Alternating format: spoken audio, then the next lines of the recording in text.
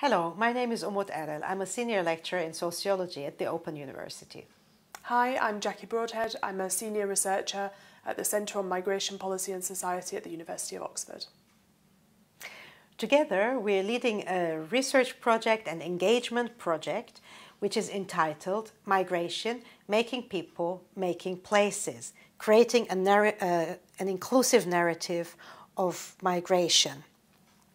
So, what do we actually mean by this? One of the things that we often encounter when we look at migration is that migrants are seen as newcomers who change the character of the places that they come to. And oftentimes, this is seen as something quite negative. It's seen as migrants challenging existing ways of being, existing ways of being neighborly and the locality. However, what we're interested in is really turning that lens around and asking actually, how does migration also make places? So we know, for example, that migrants tend to be very active in small businesses. So when they come into a neighborhood, come into a place, they often open up new businesses, new shops, and in that way also contribute to regenerating a place, for example. We also know that migrants are key in building new forms of community. So in my own work, for example, I've been very interested in what we understand by citizenship and how we understand a community of citizens. And oftentimes there, migrants are seen as either as outsiders to citizenship or just about at the boundaries of citizenship. However, my own work looks at migrant mothers and how they create new citizens for a multi-ethnic body of citizens, and how that also creates new forms of culture, new forms of sociality in very simple encounters, for example, in the schoolyard. And very often what we found is that these create cross-ethnic communities. And that's really important to look at how we can create community across ethnic boundaries and actually look at how this culture and sociality can also create new ways of understanding what citizenship means, what belonging means, what participation means, and what it should mean, really. Yeah, so in this project, one of the interesting things was working with a whole range of different organizations. Jackie, can you talk a little bit about that? Yes, so in this project we really wanted to take some of the academic research that's been done both on your work on citizenship and belonging, but also work around what do we mean by integration and how does it work to out there. And so it's working with local government, which is where a lot of my research is focused, and also with arts organisations, including the Migration Museum and the Tate Exchange. And really, we've been very interested in working with local government because we know from research that most of integration happens at the local level. So we get a lot of migration policy, kind of migration as a hot topic, decisions about the border, decisions about who gets citizenship, who doesn't, or who gets status and who doesn't, happens at the Home Office level, national government. But a lot of the impacts within communities, they're within the scope of local government. So in this project, we I'm working with a number of cities called the Inclusive Cities, so Bristol, Cardiff, Glasgow, Liverpool, London and Peterborough. And then we also invited along a number of other cities, Birmingham, Manchester, and also the cities that have been supported through the Ministry of Housing, Community and Local Government's recent Integrated Communities Green Paper, to actually start to look at how do we talk about some of this. That's the kind of inclusive narrative bit, but then also what can we do about it. And then, because we're looking with a kind of broader lens than just around policy, we're also really keen that we wanted to include the Migration Museum, because they're thinking about, and they have a network kind of other arts organisations, museums, that are looking at really how do we talk about this. And we know that migration is a really people find it quite difficult to talk about quite often. We know that there's a long history there. Often it's thought of as quite a new thing, but actually obviously there's a long migration history within a lot of our cities. And cities are a really good place to think about migration because they're the places that have the highest levels of migration, and they generally have been the places that local government has kind of had to get to grips with this. And the Migration Museum is also thinking about, for the future, how do we take our migration history, our migration story, and think about how that shapes our sense of identity and belonging going into the future. And then I know that organisations through the Tate Exchange have been doing something similar for people as well and communities. Yes, that's right.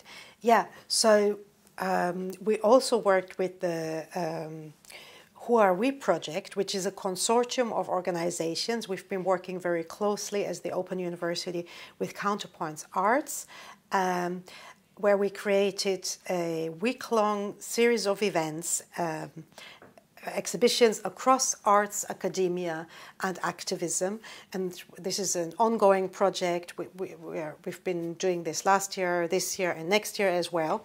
And where we looked at the question of who are we in terms of what are the boundaries of community, but also what are the meanings of participation and belonging and citizenship, and how can we look at those questions through the arts, through academia, and also through activism. These are questions that now really engage everybody and everybody's attention. And each sector, if you will, has a different and useful way of looking at these issues. One of the things that's really helpful working with arts is that it allows us oftentimes a more nuanced approach to questions which are otherwise often quite polarized. As you mentioned, otherwise there's oftentimes a discourse of either you're for migration or you're against migration.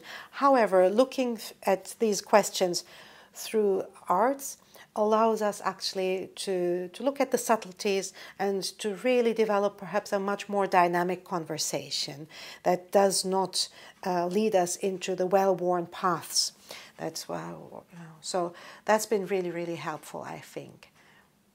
And in terms of some of the key themes that have come out of the project so far, obviously we talked about a strategic narrative of inclusion, and for us that really involved working with the cities, firstly for this topic, as you say, of migration, which can be quite polarising. So we wanted to look at what some of the research was around what do people actually think about migration and integration. And so there's some research that's been done by an organisation called British Future that looks at actually public opinion on migration, and we might think it's very polarised and 50% for, 50% against.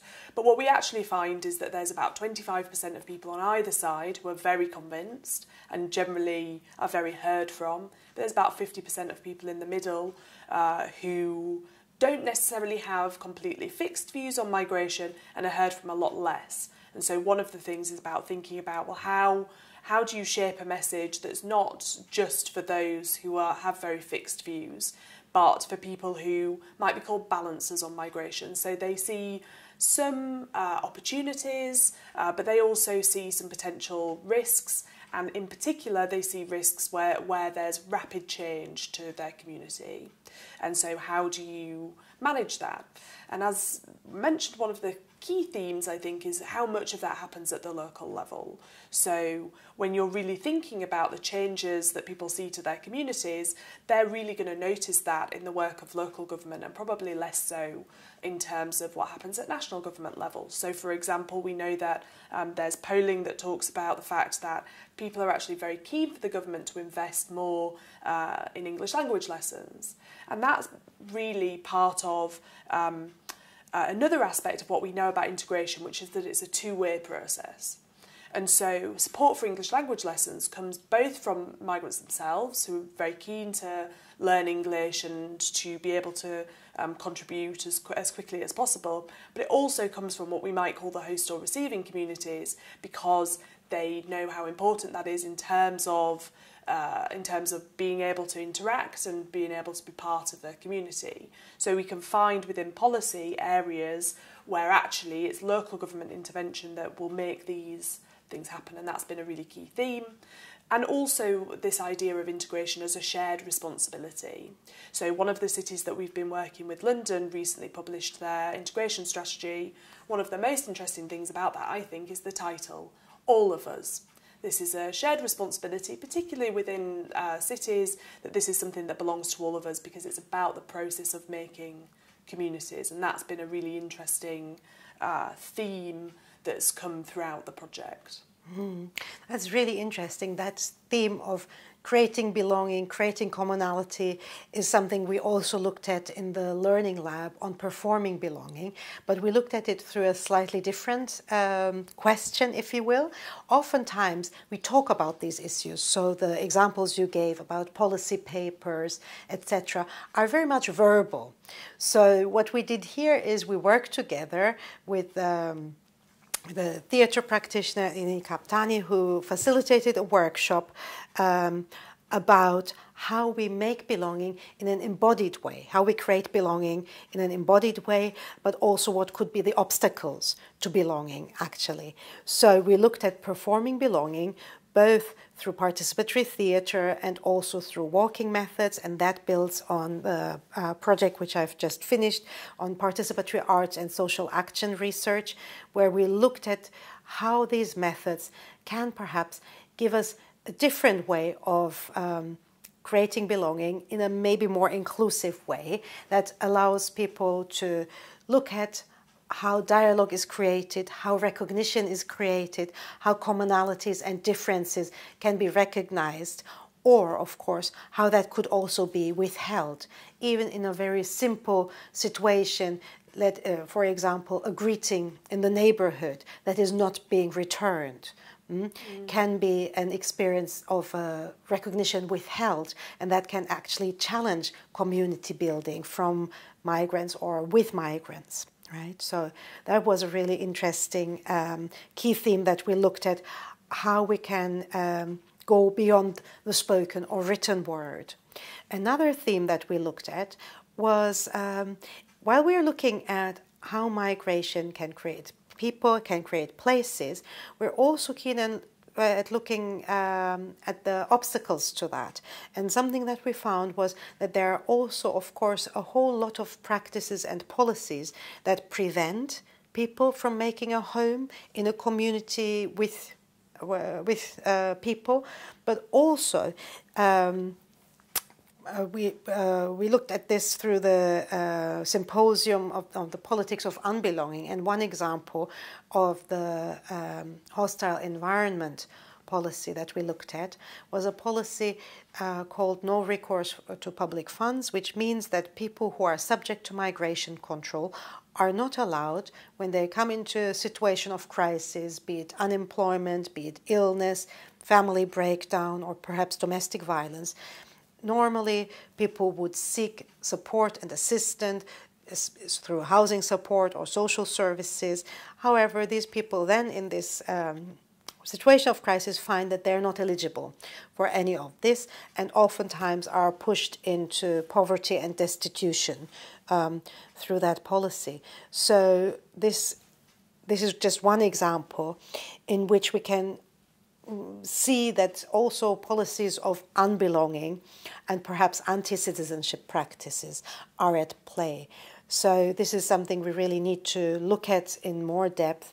Another example that was raised during that symposium on the politics of unbelonging was the example of hate crime.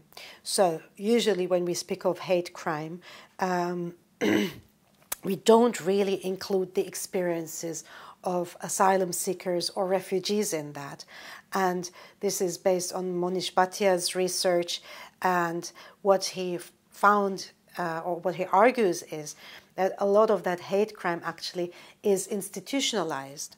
So we really need to think, if we want to look seriously at the ways in which we can create communities of belonging and participation, we also need to think about how we can challenge the ways in which some people are made to not belong, or even after many years of feeling a strong sense of belonging and participating in the community are being excluded.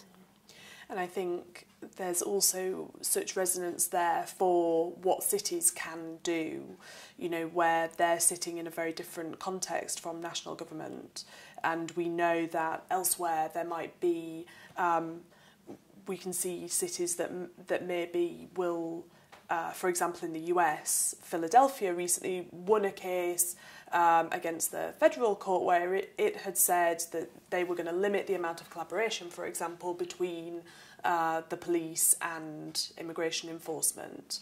And that's part of a whole kind of suite of activities that they're doing around integration and inclusion, but some of it also includes what happens when the reality of people who are maybe irregular migrants who are here but excluded, but nevertheless they remain in the city, kind of butt up against a hostile environment at the national level, and what can be done at the city level, and the extent to which the city wants to create its own identity as distinct from what's happening at the national level. But I think this is also where the inclusion of the Migration Museum in the project is really important, because we can get a sense of history around this. Firstly, that these are not new problems, that these are not new issues, these are things that we've been talking about for an awfully long time. Some of my research looks at the way that New York has created its inclusive identity, and one of the most powerful images there for me is to see that Ellis Island in the 1980s was derelict. You know, this idea that New York has embraced its migrant heritage forever and a day is not necessarily the case. It might be a bit more complicated than that, and it's an identity that's been fostered, so that now the space that has been created within a positive story of migration as a kind of melting pot has allowed it then to develop more inclusive services. So a very comprehensive ESOL English language service, lots of advice, free advice provision for everybody who needs it, and not restricting services on the basis of immigration status through providing an inclusive ID card programme. And so we can learn from how we can use stories of migration within the city to make our communities going forward, even in a hostile climate. Yes, absolutely. And we also, of course, heard examples of solidarities. And I think this is why it was really important in this project to bring arts, activism and academia together, because what we're experiencing is a time in which issues of migration, issues of belonging and citizenship are contested, are struggled over, and it's really important that as universities, as researchers, we take part in these discussions and make sure that different groups can actually participate in these discussions.